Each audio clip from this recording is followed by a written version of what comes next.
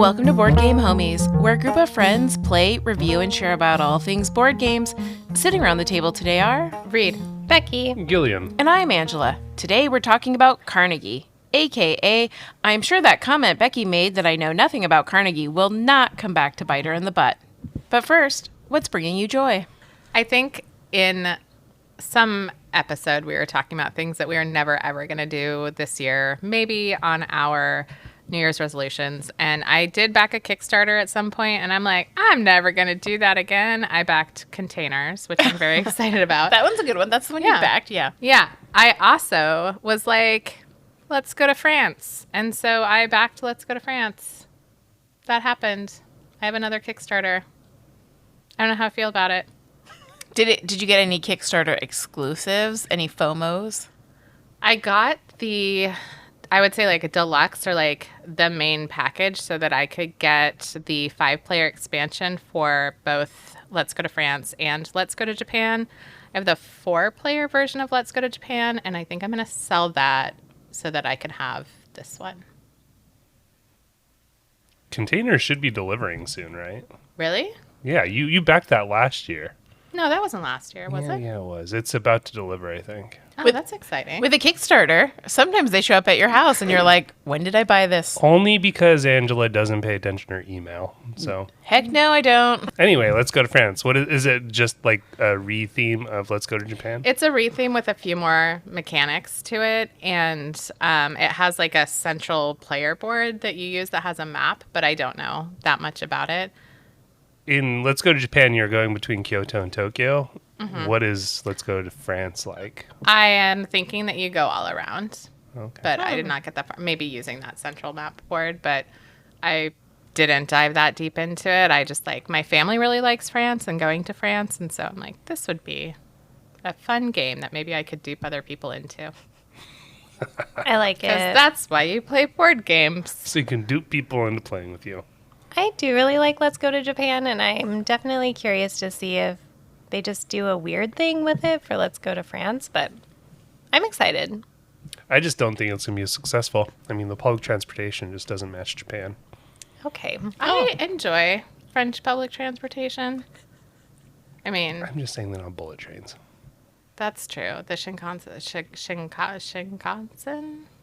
bullet trains are amazing. Very fast. That was a much more serious discussion about public transit that I thought was going to Yeah, happen. I was throwing shade. You were and being then, flippant. and then Reed took it seriously. You forgot that Reed loves public transportation. That's true. I actually traveled around Japan using public transportation as like my activity for the day. I'd be like, oh, let's ride this bus loop around so we can go near the raccoon farms or something.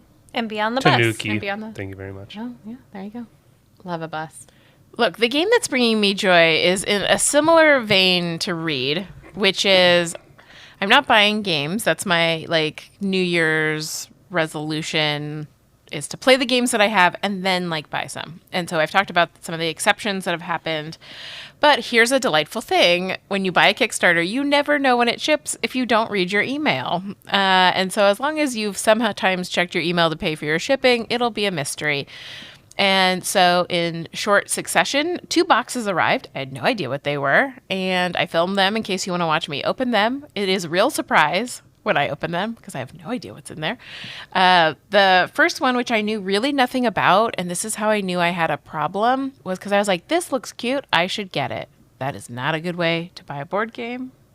But it's a dragon game. And that's Becky's only way to buy a board game. That's pretty true. But I feel like that counts if you have had somebody vet the game mostly for you and then you're showing her and she's like, that's cute. Is that not how that happens? I don't know. It's hard for me to actually buy a board game, but I want to hear about this dragon game. Yeah, it's called Dragonarium. Is that Dragonarium? Dragon. I looked at the D&D people. Wait, like an aquarium for dragons? Yeah, but look, here's the thing. It has wooden dragon pieces. Cute. I was like, this is so cute. It says, breathe life into your dragons and nest them to interweave territory types in this innovative tile placement game for 1 to 4 players. What? So anyway, I'm a sucker for it. I don't even know why I bought it. And then I've just been paying for shipping and tariffs and taxes. And it's like buying a game but not. And then the second game that magically appeared was Zombie Princess, Yes. the follow-up smash hit to Rebel Princess, but it's a play on spades instead of hearts. Yeah, I am so excited. I got that as well. I'm Yeah. so excited about that. Spades is one of my all-time favorite games. I have no idea how to play spades, I realized. I'm interested in how the coins work. They're your bidding They're their coins. bid, Yeah, okay. so you bid how many, I think, packs you fight off. I don't know what the theme is in terms of the zombies, but you like fight off zombies, and if you manage to win tricks, you fight off a pack or whatever, and then you'll match your bid and win if you match your bid. I used to play a lot of spades online, but I don't remember it very well. Gillian was asking me, and now I'm asking Reed, is it a team game? It can be specifically Zombie Princesses teams, or it can be individual. With spades, when you can play 3 players and it's individual. And I believe with 4 players, you play with a person who's across from you. You're saying sorry because I'd be paired with you, right? Mm-hmm. Okay. Yeah, Yeah. 100%. What's cool, though, is I was reading the rule book a little bit earlier. I didn't finish reading through it all. But this goes up to 6 players. So you can play 2v2v2. Whoa. yeah. Also, if you didn't finish reading the rules, does that mean we're not playing it tonight? It's fairly... The rules were long enough to where I was like, nah. We can watch like a 6-minute video. Or There aren't any videos right now, Reed. Oh, this is so new. What if we Yes. make a video? What if we make Gillian make a video? I think he should. I don't even know the rules yet. I can't make a video. What if we were like, Gillian, just guess how to play? And then 10 million people watched it, and we said, Gillian, get another game's rules wrong. See what happens. I think we'd be canceled. Nope. Yeah. That's anti-cancel. It's funny you mentioned Kickstarters, because I also got Kickstarters, and I got Zombie Princess, but with the metal coins, you didn't get the metal coins I saw. No, You didn't get the metal coins? I ain't trying. Past Angela was still fiscally responsible. I don't think that's true. They are chonky and they are nice. Angela's Rebel Princess card size does not match. Yeah, that's true. You bought the deluxe expansion. They only made the expansion for deluxe. Yeah. That was also messed up that they made the game regular and then the expansion only for the deluxe. Anyway. Yeah, and then I got Haunted Mouse alongside it. Oh, nice. So I'm excited to play that one. The other 2 that I got in were Hanami, which is the Samurai Reimagined game. I'm excited to play that. And then I got Old King's Crown. Oh, I've actually heard that that's very good Yeah. from So, my I don't know. friends that play it. I don't know if Angela's going to love it. It's supposed to be similar to Root. Oh. Yeah, I'm fascinated. It got a ton of buzz at the end of last year. And it's been on a bunch of people's top lists. But then after the Kickstarter, nobody could get a hold of it. And so then they had to relaunch it and do it again for people to get a hold of it. And still was super popular. You can be the cats. I know. I was like, should I be that? I when looking at it and seeing the reviews of people who had played it, I didn't know if it was a game that was going to resonate for all of us. So I am interested to play it and see how it goes. But I'm like, is this going to be for us? It's very beautiful. And what's nice is that there aren't a ton of components. So it's not like just a flood of components on the board. It's very contained. You have your deck of cards and you have things that happen on the top, and that's pretty much it. You just play stuff out to the main board. We'll see if we end up getting that one played because it's a 2025 release and we still have to do our best games we played in 2025. But we'll see if we can cram that one in. I'm going to Gillian's correction corner myself as well about the Kickstarters. You're totally right. I ordered that in October, and it is shipping like it could be at my house. Yeah. Literally today. Literally, they're like, oh, it's going to ship the first week, or it's going to be delivered the first week in June. Are they going to send it to your house that burned down? Well, I get mail at both houses. Oh, so- okay. Cool. Also, it's a house now. Not until you can use all the bathrooms is it a house. That's true. That's my secondary joy is that Gillian's going to put together my game shelf. Not put together the actual shelf, but put my games in order. Yep. I'm very excited about that. That's my job when she moves into the house. Is it going to be by color, by size, by player count? I My don't know. vibe. We're going to have to cull some. I'm going to anticipate that there's not going to be enough room in those shelves. Don't let him call your games. Well, I've been living on a smaller collection because we've already moved some next door, Oh. but not up. They're just in big bins. Well, my joy, which actually Gillian gave me the idea that it should be my joy, so thank you. It is the Senet Magazine. It's a independent print magazine about board games. And our friend Connor, a while ago, had given us a duplicate that he received. And it was great. I liked it. It's been kicking around our house a lot. And I was like, okay, I think I just need to get a subscription to this, and then I can get rid of this one that's been floating around my house. And so I went online, I added it. I was going through Shop Pay, which is like so easy to buy things.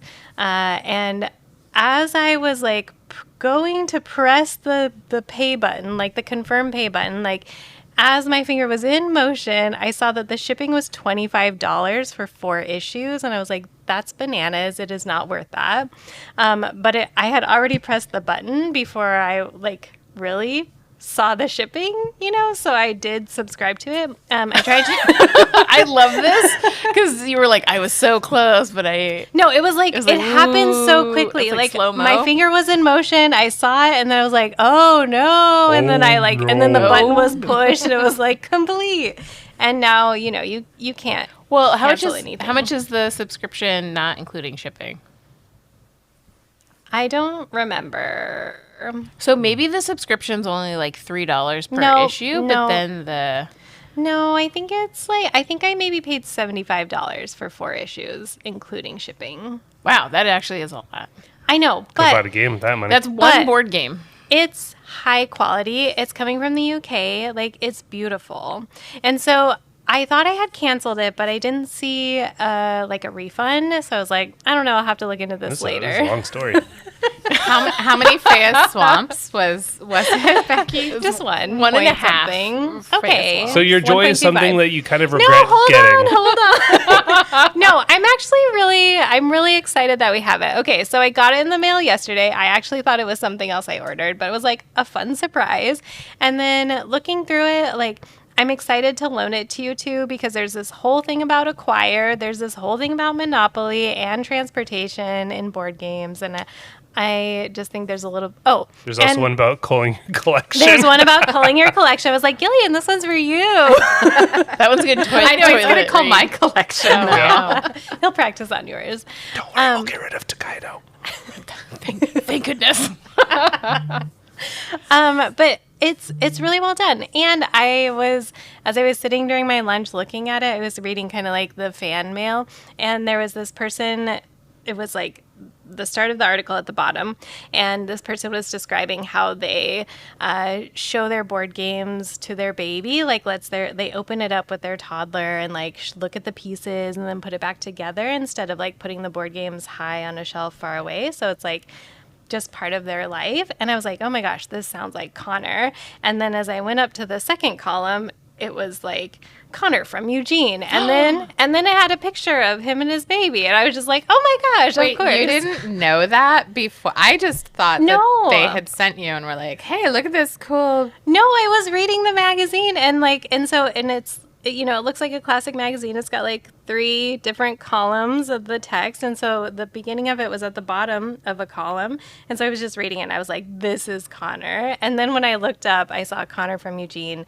And then I saw the photo and I was like, oh my gosh. Wait, but also, going back to Reed, you thought that the company sent us a copy because Connor was in I it? didn't know that she had a copy. I thought it was like Connor had showed off. like Connor sent a picture. Did you No, get not lost me. in Becky's really She long did, story? yeah. No, You could but see her mind drift. No, I also did a deep dive into the Senet, like purchasing Senet, and I was like, I don't know if I need this in my life. Well, you get to borrow it from me. That's so even you're better. getting it for it's free. the 15th anniversary. For yeah. a cheap fee of $5 to Wear make up and that tear. $75. You know what? charge. She's That's going to one trade and a you half Fayette Swamps. Tokaido, which is worth half a Fayette Swamp at this point.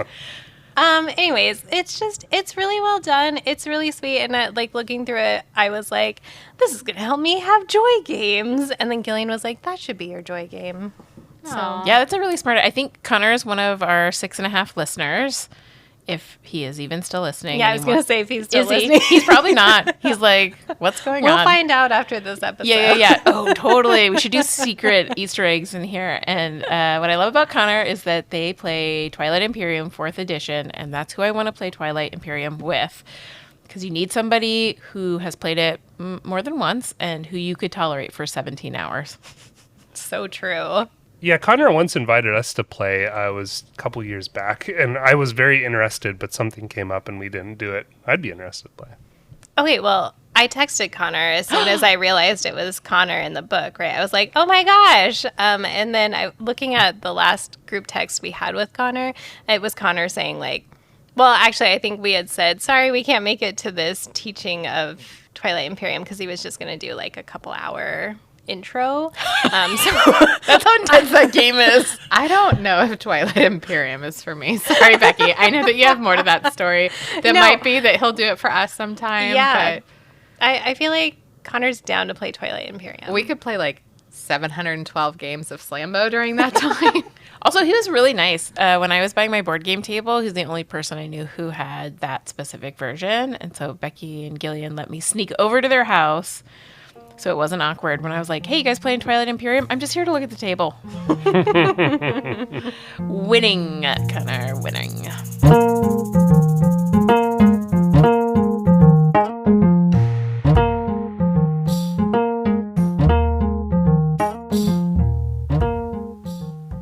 Andrew Carnegie was born in 1835 in Scotland and immigrated with his family to the United States as a young boy.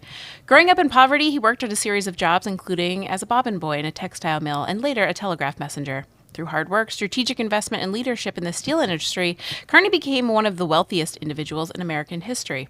His company, the Carnegie Steel Company, helped fuel the rapid industrial growth of the United States during the late 19th century, before it was sold in 1901. While Carnegie's success story is often celebrated, his legacy remains complex, as critics have pointed to labor disputes and harsh working conditions in the steel industry during his rise to wealth. This tension between industrial success and social responsibility continues to shape how historians view his life and contributions. After achieving financial success, Carnegie devoted much of his life to philanthropy.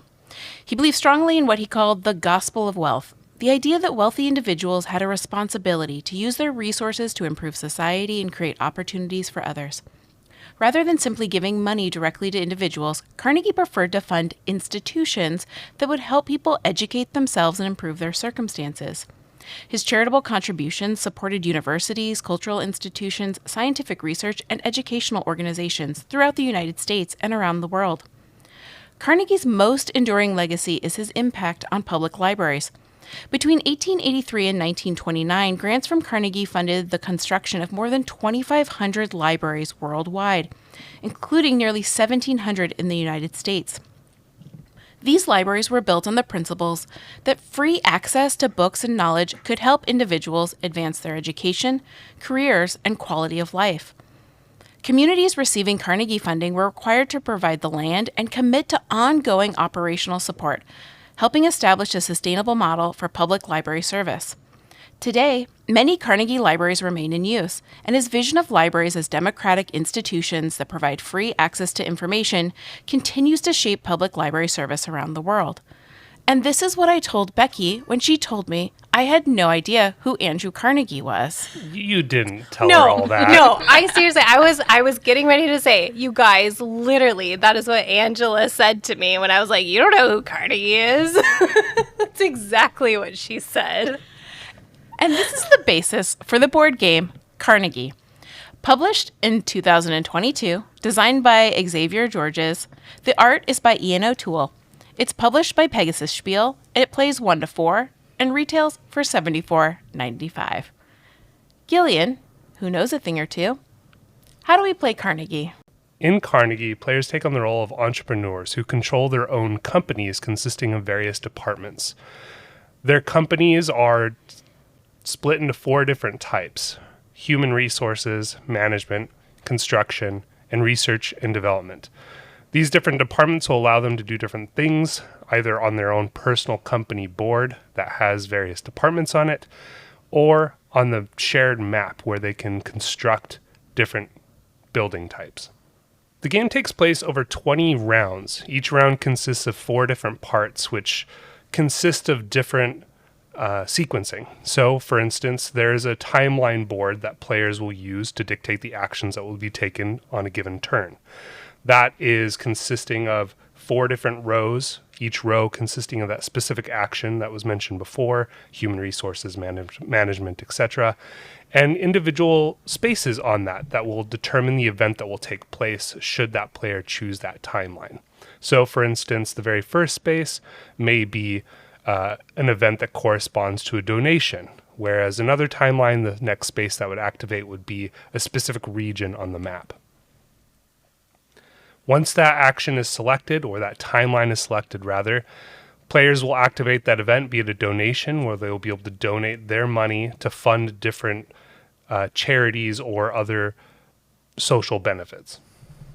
After selecting a timeline, players will activate the events. Every player will activate the event should they choose or are able to, such as donation, in which case players will pay money to actually donate to different charities or social benefits on the main board. In most cases, though, players will take income, or rather they'll activate the region specified, such as Midwest. And if they have their own employees on a mission in the Midwest, they will be able to retrieve them from the main map, put them back in their lobby on their personal company board, and then get income from any projects that they've funded up until that point, such as constructing different building types onto the main map. Finally, players will use their departments that correspond to the action on the timeline that was selected. So, for instance, if the human resources action were selected, that will allow players to move their employees along their or amongst their different department tiles on their company board, and then potentially activate them using money. And then finally, players will activate employees if there are actions where there's an active employee that will allow them to do different things. For instance, if the management action were taken, they may be able to purchase a new department tile to put onto their company board. So going back to the different actions, so the first action, human resources, that is associated with one of the rows of the timeline. That will, as I said before, allow players to move their employees amongst the different departments on their company board, which will help set them up for future success during different actions and try to predict where the next players may choose to go on the timeline, which may activate different regions. And if they have different abilities that are associated with human resources, such as you can put a player onto the main map as by sending them onto a mission to get some benefit, either additional movement points or money or so on and so forth. There are a variety of different department tiles that are associated with each of these different actions that you can potentially buy throughout the game and add to your company board. So we'll talk more about these, I'm sure, as we go into the discussion, but just for explanation here, those are some of the examples for human resources. Management, however, as I said before, will allow you to actually purchase new tiles to potentially put onto your main board. That's how you're going to expand your company and really the abilities that your company has to utilize. And management is also the action that will allow you to get a lot of the resources needed to execute different things. So you'll be able to receive money or get goods, which will be needed to actually construct complete construction projects, i.e. putting buildings onto the main map. And there are also other abilities that are associated with management and really any of the other actions that will allow you to potentially send an employee on a mission, which is you take them from an active employee from your company board and put them onto one of the regions on the main map, and that will allow you to potentially gain benefits if somebody were to select that region at the beginning of the next round or a subsequent round. Construction is the third action, where you'll be able to send employees out on a mission to a specific region and construct an industrial project, or rather a construction project in that specific region. There are 4 different building types that you can build throughout the game, and by and large the cities on the main map will have specific building types that can slot into different parts of the map, though there are different kind of wild card spaces that connect some of the larger cities. These construction projects typically utilize goods cubes that you'll gain through different income or other resources. And then the final action that players can take is research and development. And this is key because this will allow you to kind of expose additional construction projects on your personal board. And research and development also allow you to expand your transportation, which are individual tracks associated with each region on the map, which will determine what type of income you'll get should you activate that different region. At the end of the round, players could potentially pay to activate employees on their board. So initially when you move employees along the board, they'll be face down, inactive, and in order to utilize them in a future action, they'll need to be active. So you need to pay to actually activate them and stand them up. And then the next round occurs, going clockwise around the table. The next player will select a timeline. Players will take actions, and this goes around until all 20 actions have been taken throughout the game. And then we'll look at several different endgame conditions, such as kind of the connections that you've made between the different major cities, the number of active employees that you have on your board, the department tiles that you've built out, the projects that you've constructed. Then whoever has the most points at the end is the most successful entrepreneur and is the victor. What happens if there's a tie? I feel like you need to come to the table with the tiebreakers, Becky. Nobody knows these off the top of their head. No, that's Ree's job now. There are no tiebreakers. Tied players must shake hands and savor their shared victory. I thought there was a tiebreaker before that, and then if it was still a tie. Oh, that's in the expansion, which we do have, but I don't remember what it is. Oh, the expansion adds a tiebreaker. That's It's like a interesting. mini expansion. It's not a big expansion. Still. The two tied players have to hold hands and go skipping down to the library, and whoever can find the book they want first wins. Gross. Man, I freaking love Ian O'Toole.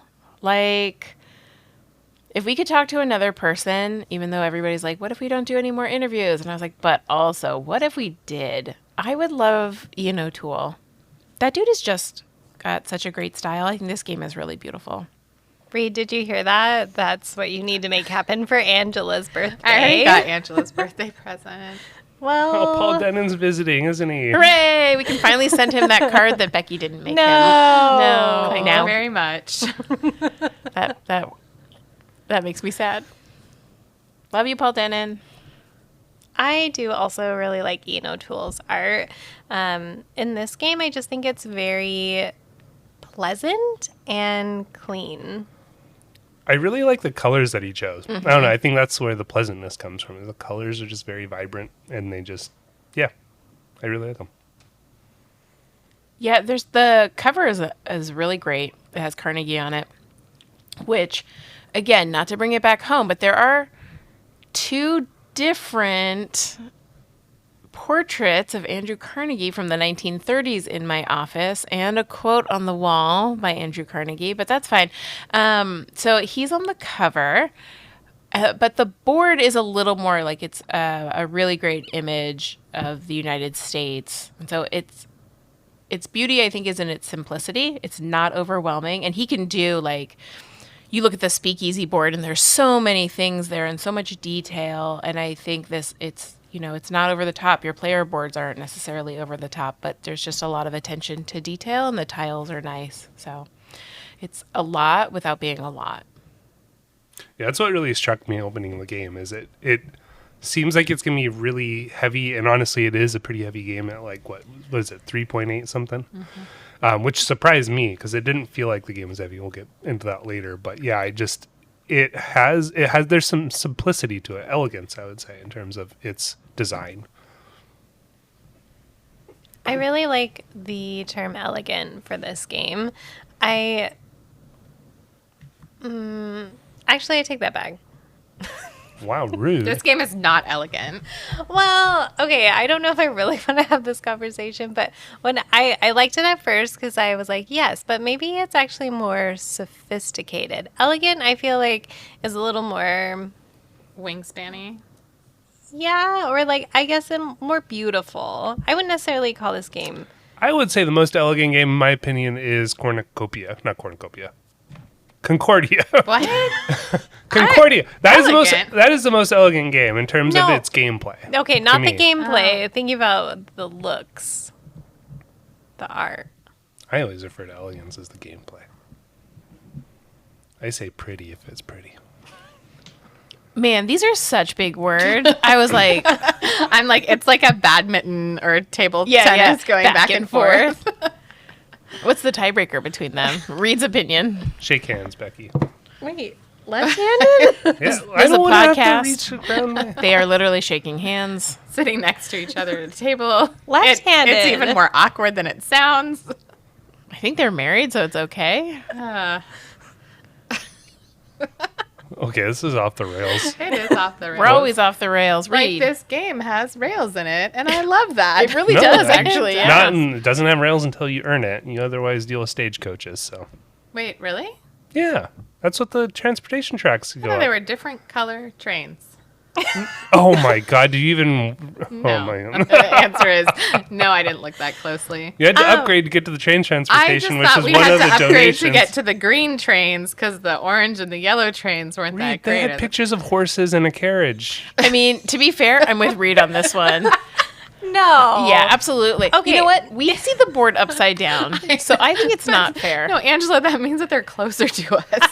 That's true. But they're upside down, so we can't That's tell. true. No, it's like can't tell if it's a train like or the a horse horse. and Bucky and Lucier. Like, what is that even? See, I mean, now that okay. you say it, it Uh-huh. makes sense. But I just thought it was a train. And we're referring to on the player board, there are, as Gillian alluded to, there are 4 different regions on the board. And those 4 regions have places that you can send your workers. And then there's like a track. So every time you recall your worker, depending where you are on the track, you'll get the bonus for where you are on that track. So there's a really big incentive to send workers to different regional locations and then pull them back. On that track is what I thought were just a bunch of different trains of color. So I said there's the orange one, there's the green one, and then there's the end one. That's how I saw it. And actually, there might even be another color. There's might be a like red. Yeah. Like a nice red. I never got to the red train. Well, you don't have Or to no? be good at the game, No, Reed. it's past the green. Okay. I don't even know. Anyway, when the board is upside down, it's hard to see where those 4 different areas are. And no, it's not. You're closer to them. I'm fighting for workers' rights to have the board turned upside down. Oh, good, because you have it turned upside down. So Oh, no, I meant right side. Oh, be careful. Angela. Be careful what you ask for, Reed.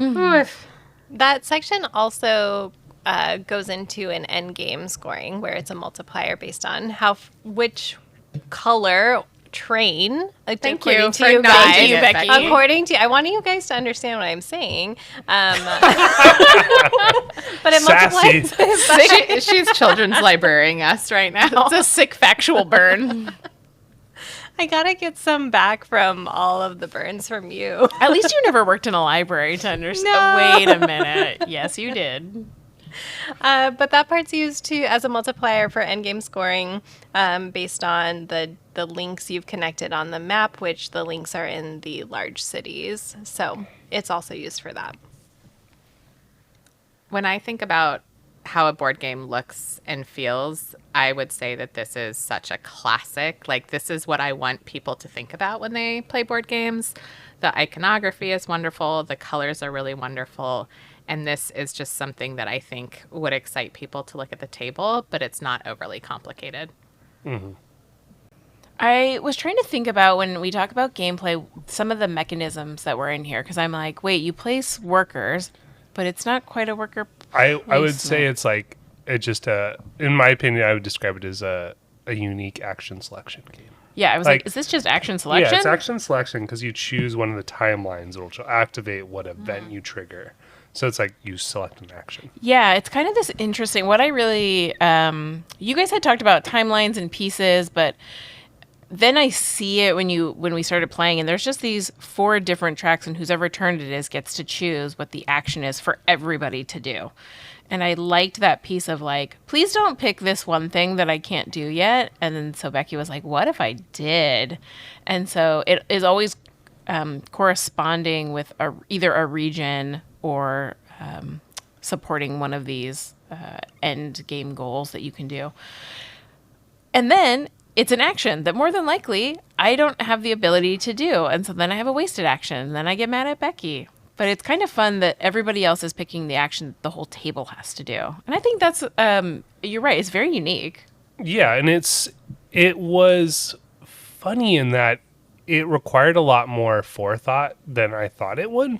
Like, because not only do you need to consider which region somebody may activate, and you want to make sure you have a person there so you get the income from it, but then you also have to make sure that on your board you have people that are your employees that are active in the departments that are associated with the action that on the timeline that they may take. And there were several times in the 4-player game where I did not have anybody available to take the actions. And so there were a couple of duds that I had. Whereas in the 2-player game, it was much easier to look at your opponent and be like, oh, I see what you have. You're probably not going to take this action, so I'm going to do this. But in a 4-player game, that goes out the window, and it's harder to judge. I do really like that in this game you need to be looking at what the other players are doing. But unlike some of the other games, I think, it's fairly clear. Like, I look over at Reed's board and I see that she doesn't have anyone in her research and development departments. I'm like, okay, I don't have to worry about that right now. Or I look around and I see, like, oh, Angela has so many people in her construction places. Like, I need to get my people in there because Angela is likely going to trigger that action next. And Gillian just has everything all the time, I feel like. So it's just... he could do anything. But I do really like that action selection piece. I feel like in most games, I'm usually punished for not being good at thinking several turns ahead. But in this game, I feel like it's just the right amount to be thinking ahead. And I like that with the action selection, it's very clear what the next 4 options are, which 4 options is a lot, but you can narrow it down by looking around at other people's boards. I really like it. Yeah, there's also a mitigation token. So if you can't do something, you can choose to use this token, which if you don't use it is worth endgame points.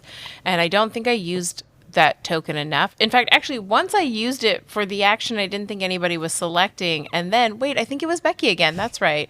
So then I did that. And then Becky's like, what if we did this thing? I needed to. You didn't look at my board closely enough. Well, you're very far away, and I don't have glasses. And your board's upside down for Angela. And your board is upside down. Your board is upside down for me, and I can turned see it the what's right way for you.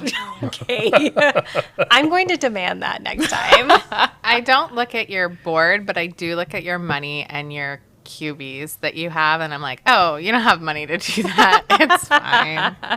I think what Reed really is saying is, you don't have money to support an end game goal. And that's another thing that I like about this game. When you get to one of these spots where you're supporting like some philanthropy or, you're supporting an end game goal, it's $5 for the first time. Then it's 10 the next time. Then it's 15.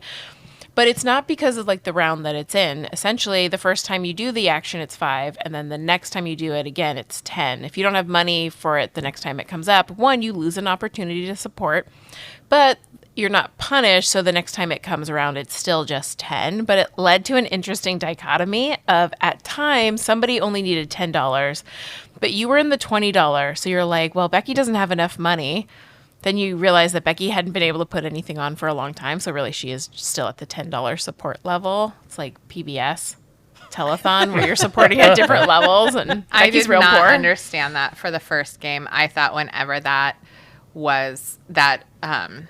action was selected, it automatically went up. I didn't realize it was like personally for you. So I think I missed out on a couple of those donations on the first game because I was like, I can't pay $25.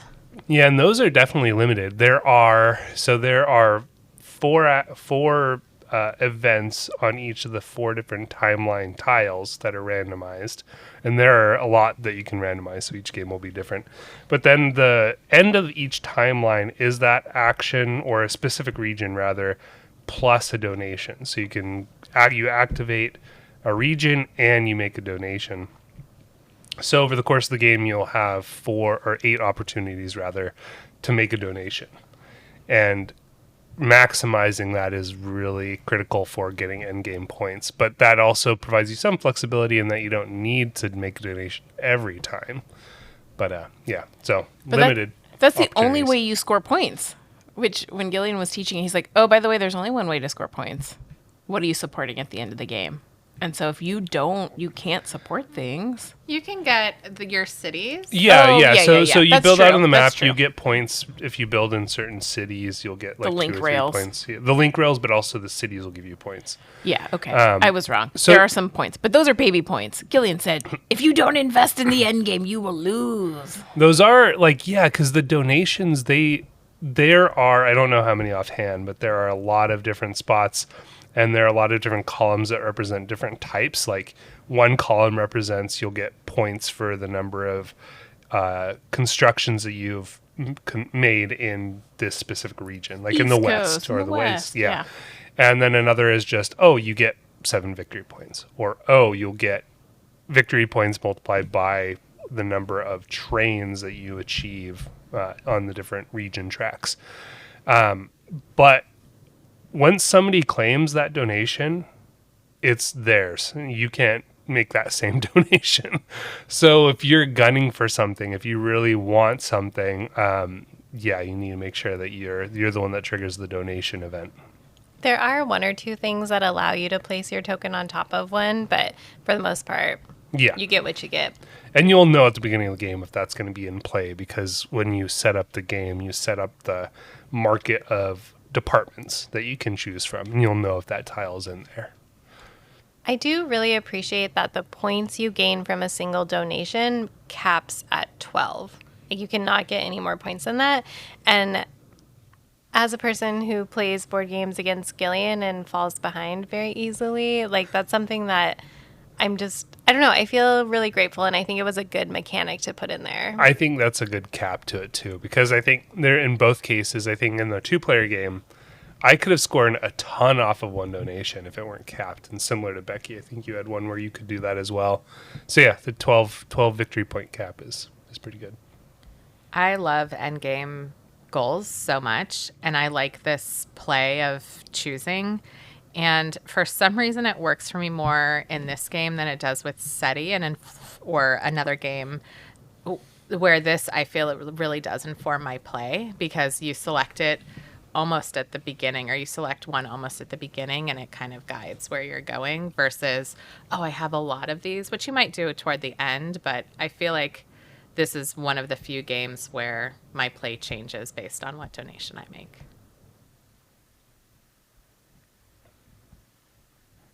I really like this game. Well, I'm going to back up just a little because I love a long story. I was watching a rules video and I was like, wow, this is such a boring premise. Is this really what...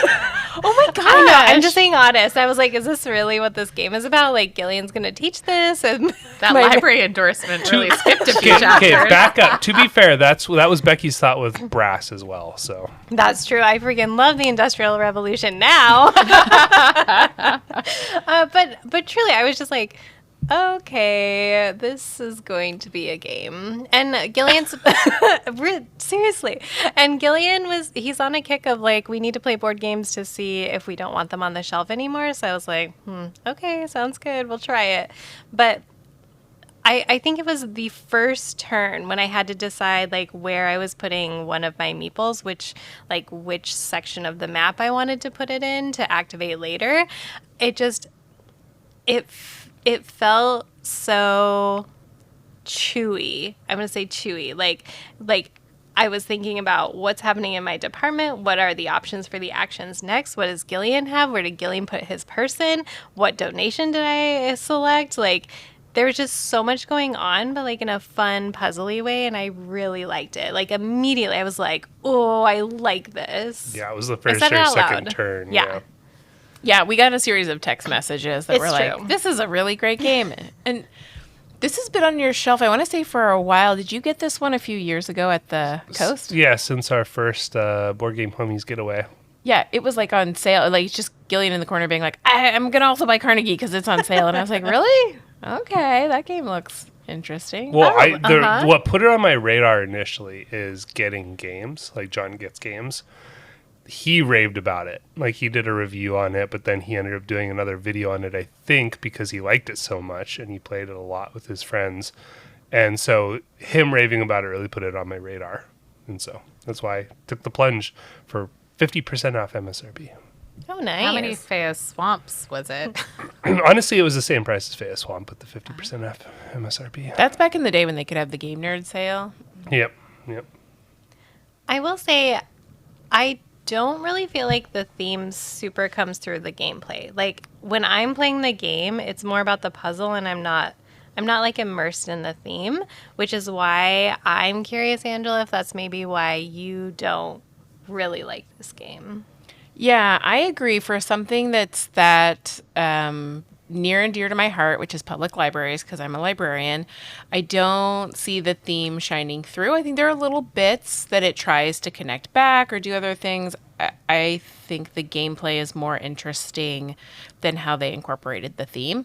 Like, I'm actually more excited to see how they incorporated Carnegie into the new Brass Pittsburgh, because he'll make an appearance as a Steel Baron there. I don't know if you can play as him or if there's a market, but yeah, that's actually a really interesting thought, because I like the gameplay, but you're right. When I was thinking about this, because we played Luthier, Fayas Swamp, and Carnegie in pretty close succession, I like Luthier just a little bit more. I think the gameplay in Carnegie is probably more interesting, but I like the thematic ties way more in Luthier. This game actually really surprised me. I wasn't particularly excited about the theme either, and I thought the game looked, nice, as I had mentioned, kind of classic game.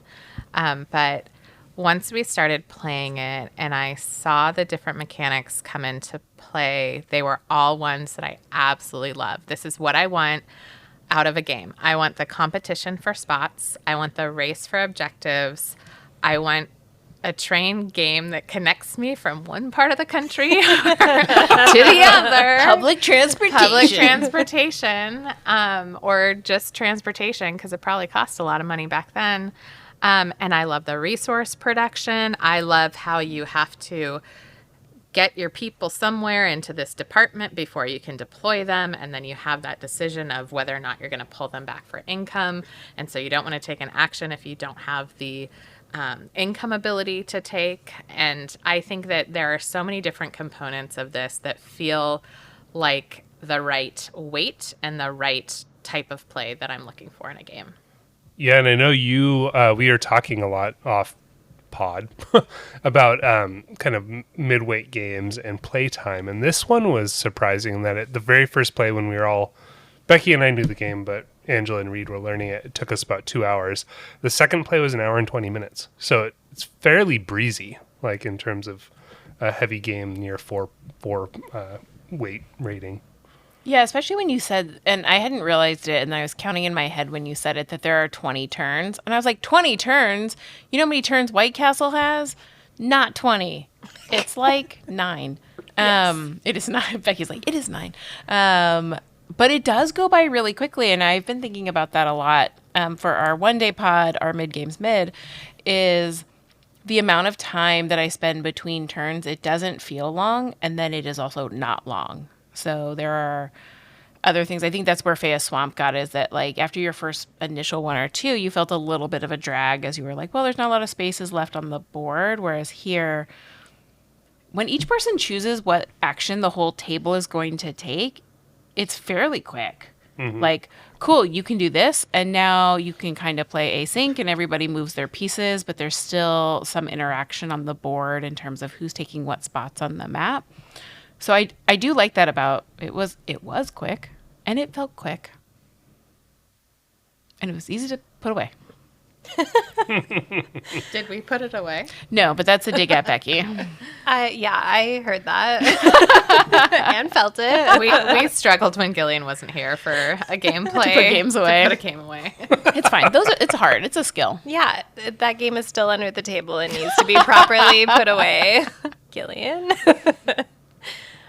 I really like the length of this game. I feel like I've been one of the loudest and most complaining about midweight games lately, and I just think this one really hit a sweet spot.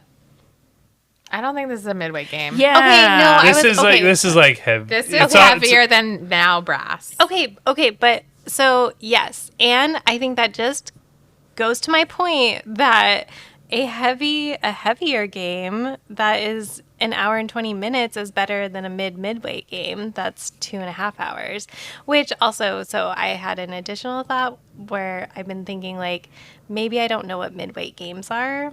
And I think this should be its own podcast where we argue about it. I know, we because gotta. We do this We gotta. off the recording a lot. Man, that midweight games or mid pod is really coming, guys. If you would like to send us questions and your thoughts, I just want to let it be known that I am generally a fan of midweight games, contrary to the other three here. I would like it to be known that you are a fan of most games that are not party games. Gillian, you are too agreeable.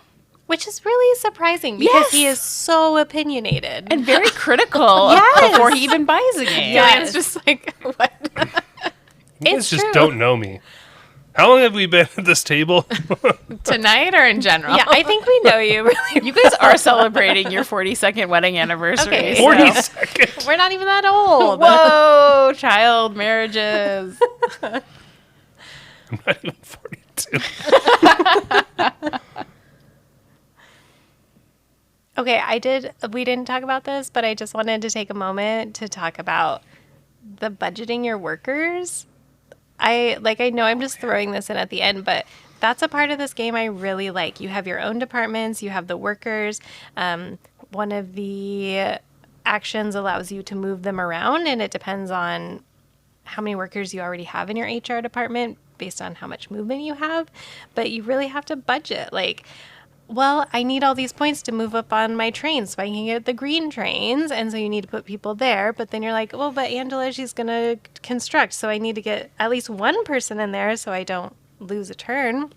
Or, wow, Gillian looks like he's really in ready to do R&D. I need to make sure I have more stuff in there, which I think I already talked about that one. But I really like it. I'm thinking about it right now. My brain is going. My hands are moving. I'm thinking about the pieces. Do you think Becky So had to good. bring up budgeting workers because she works in the finance department now? She's like, guys, there's a management There's a track. budget game. There's a human resources Listen. area. They do not get P cards, okay? We do not have a P card program in this department. I think HR is thinking about it for all those donations that they end up making. Yeah, and one of the excruciating decisions that you have to make is during the HR action, you send people amongst your company to different departments, but then you have to decide whether or not you pay the money to actually sit them at a desk so that they're ready to take an action should somebody select it. And that was always a tough balance because I could pay this person $5, but then I won't be able to make a donation if Angela decides to do the donation action, a donation event. And so that was always a tough decision to make. I rarely put more tiles in, and I think that you all did a good job of picking tiles that had really good actions. And I did get a couple good engine building ones, but I moved my people around mainly to do construction, and that was about it. I mean, that's a fair strategy. You did pretty well, I think. Yeah, and also there's this piece, the more I've played the game, in order to move up the tracks that now go apparently from Stagecoach to Choo-Choo Train, which I did not know, Choo-Choo Trains of different colors. Go from red to green. No, we're just all trying to stay humble and learn new things. So you move along that track, and when you pull your worker, whatever spot you are on that track activates a benefit, but whoever gets to the end first activates a benefit that only they get, which is a one-time. It could be points or money or cubes. And the problem that I found myself in the more I've played this game is that I'm trying to move down those tracks really quickly because you'll score for where you are on those tracks. But then in doing so and moving too quickly early in the game to the end, you're now not getting that as a reoccurring benefit when you pull your worker. And I think this game had, from even our first plays, the more I've played it, just more and more things come to life that I'm like, oh, that's really interesting. These are the little synapses firing things that Becky's talking about. Oh my God, you have to think about your worker management. And so I think it still has a bit of staying power because I'm developing and seeing new things as I play the game more and more. I did see quite a few people say that this game got very samey for them, and so I can't decide if I can see it or not yet, but I am curious if it will get samey. But I don't know. we're really good at just playing new games, and so maybe it'll keep the spark alive. In order to review games, we tend to play a lot within a frequency.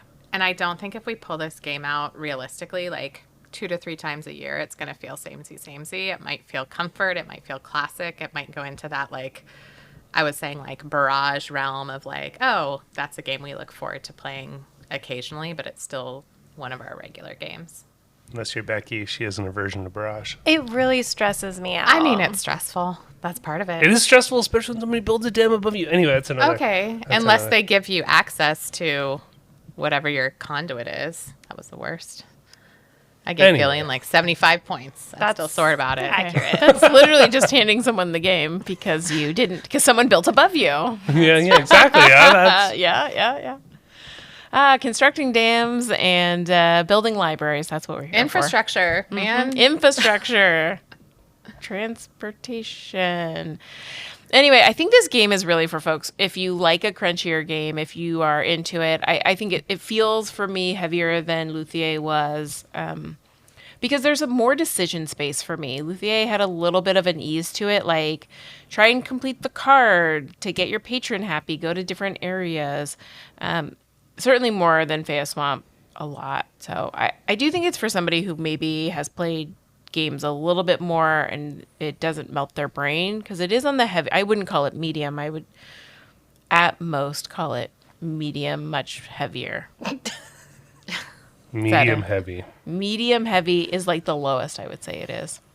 Definitely not a party game.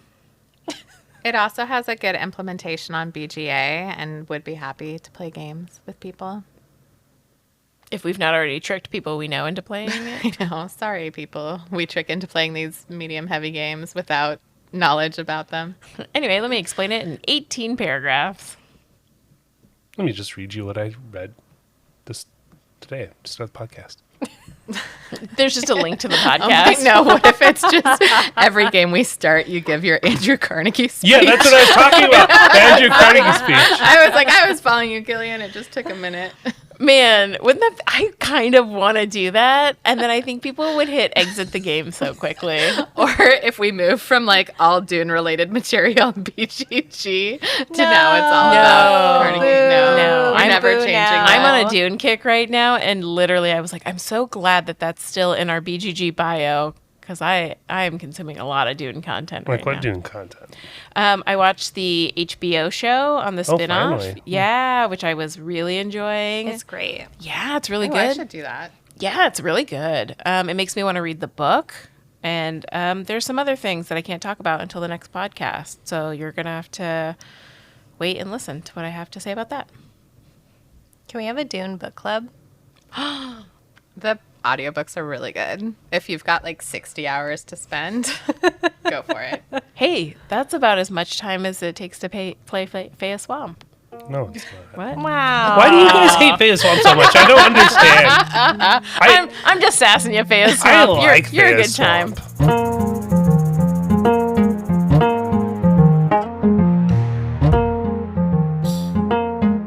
Thank you for listening to Board Game Homies. Drop us a line on Instagram or Board Game Geek at Board Game Homies. And don't forget to use your library card. Bye-bye. Hey, I did start posting on Blue Sky again. Because of the pressure. Or because you hate Instagram. No and yes. Wow. Because everybody was picking on Becky about how she wasn't doing her job anymore and she broke up with Instagram and she hasn't been on Blue Sky. You broke up with Instagram a long time ago. I know, because it's awful. The game Good job, that's... Oh. Wait, you didn't do your joy game? Wow, yet? You skipped Becky. me. Oh my god. Jesus Christ. Do you want to tell your story again? Yeah, I'll start again. Sorry. I'll let you explain Okay. Carnegie at this point. I just am going to stop talking. To be fair, you were very sassy to Becky's long story, and then now she had to be like, oh. So that's like a payback. I'm sorry. It was very funny. I was just like... Happy anniversary. giving this- guys. Happy anniversary. You're giving this very 20 detailed, like, years. Okay, negative no, connotation story for something that's bringing you joy. I'm like, that's a weird disconnect. Well, I thought the whole story is what makes it a good story. I don't know. I think just our friend being in there is a good story. Yeah. You just wanted to say I really didn't want to pay shipping, but I got it anyway. I liked it. Now I'm I'm happy. taking some. To be fair, that's a lot for shipping.